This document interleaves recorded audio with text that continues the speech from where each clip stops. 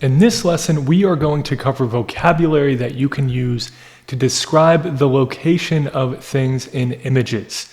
Describing the location of things is such an easy yet effective way to add more detail to your response and get a higher score. So let's jump in. First up is next to. And very similar to next to is near. So, next to the man is a small table, and near the man is a leafy plant. So next to and near are similar, but the difference is that next to is closer and near is a little further away. So in this case, the man can reach out and touch the table, so it's next to him, but the plant, he maybe would need to get up and walk a step or two in order to touch it, so it would be more accurate to describe the plant as being near him.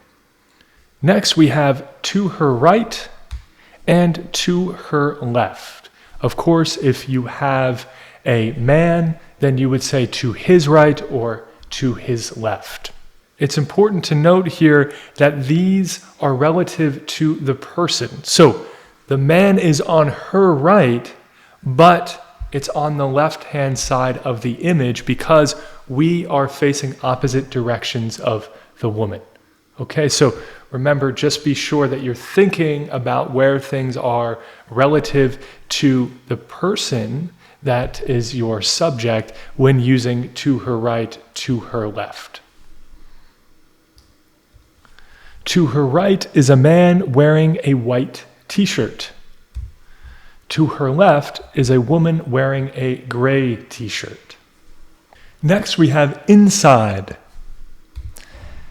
The cat is inside the box. You can also use inside in a more general sense. For example, this image shows a woman sitting inside on a chair. In this sense, inside is a synonym of indoors. Next, we have outside. This cat is outside the box. And you can also use outside in a general sense. For example, this image shows two people sitting outside. In this sense, outside is a synonym of outdoors. We have above and on top of. This lamp is above the table. This book is on top of the table. It's important to know that above and on top of are not direct synonyms. They have different meanings.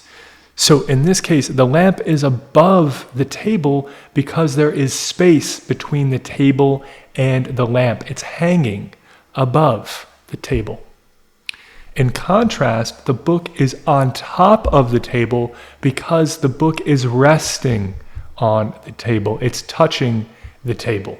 That's the difference between these two words. I see many non-native English speakers make mistakes with these two words, so definitely be sure that you understand the differences between them and use them correctly. In this image, we can see a boat in between two cliffs. So there's a cliff on the left-hand side, there's a cliff on the right-hand side, and the boat is in the middle. It is in between. In this image, we have a few options to describe the location of the blanket that the dog is sitting on. We could say under, below, or underneath. These are all more or less direct synonyms. So it would be accurate to say, under the dog is a blanket. Below the dog is a blanket. Or underneath the dog is a blanket. These would all be appropriate. They would all get you the same number of points on the test. They all make perfect sense. So again, you can think of these three words as more or less direct synonyms for one another. Okay, next we're going to go through quite a few words using this one image.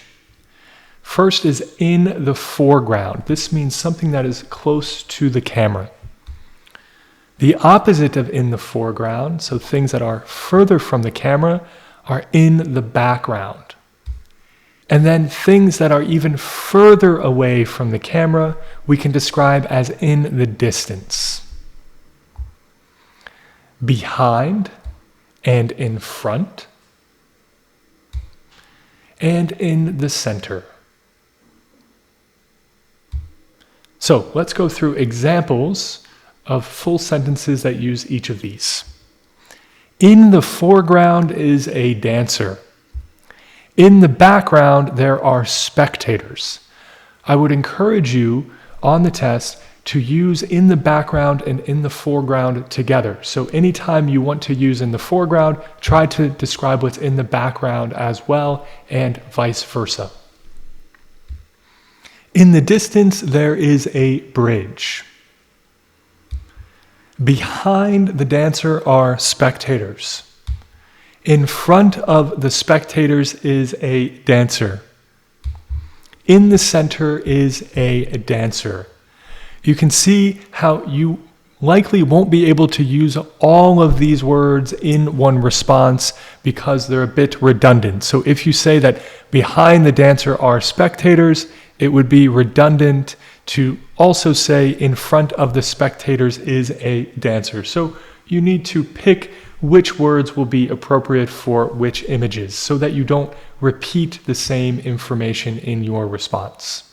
In this image, we will also go through a number of words. First, we have on the left-hand side and on the right-hand side. So when describing an image, if you want to describe something that's to the left or to the right, the best phrase that you should use is on the left-hand side or on the right-hand side. It's a little awkward in English to just say on the left or on the left of the image. That's not what we say. We say on the left-hand side of the image or on the right-hand side of the image. So to get maximum points, you should memorize those two. Next, we have in the upper left-hand corner, in the upper right-hand corner, in the lower left-hand corner, and in the lower right-hand corner. So those four in the upper left-hand corner and the three others are a step more advanced. They precisely describe the location of items, and they themselves are advanced vocabulary. So upper, right-hand, and corner are all advanced. So if you can memorize those four and use them, that's great. They will get you points in your responses, but they're not necessary. I would encourage you at a minimum to memorize on the left-hand side and on the right-hand side, and at least use those on the test. Next, we have at the top of and at the bottom of. Let me now give you example sentences for each of these new vocabulary terms. On the left-hand side, there is a large crowd of people. On the right-hand side, there is an especially bright sign. In the upper left-hand corner, there are tall buildings. In the upper right-hand corner, there are tall buildings with bright signs. In the lower left-hand corner, there is a square. In the lower right-hand corner, there is a subway entrance. At the top of the image is a sign that appears to be broken. At the bottom of the image is a large crosswalk. All right, so let me summarize all of these vocabulary words that we just covered.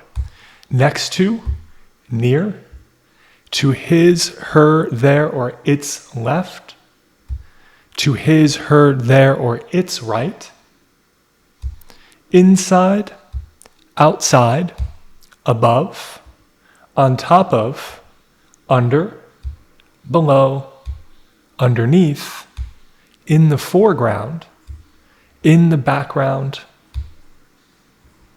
in the distance, behind, in front of, in the center, on the left-hand side, on the right-hand side, in the upper left-hand corner, in the upper right-hand corner, in the lower left-hand corner, in the lower right-hand corner, at the top, and at the bottom.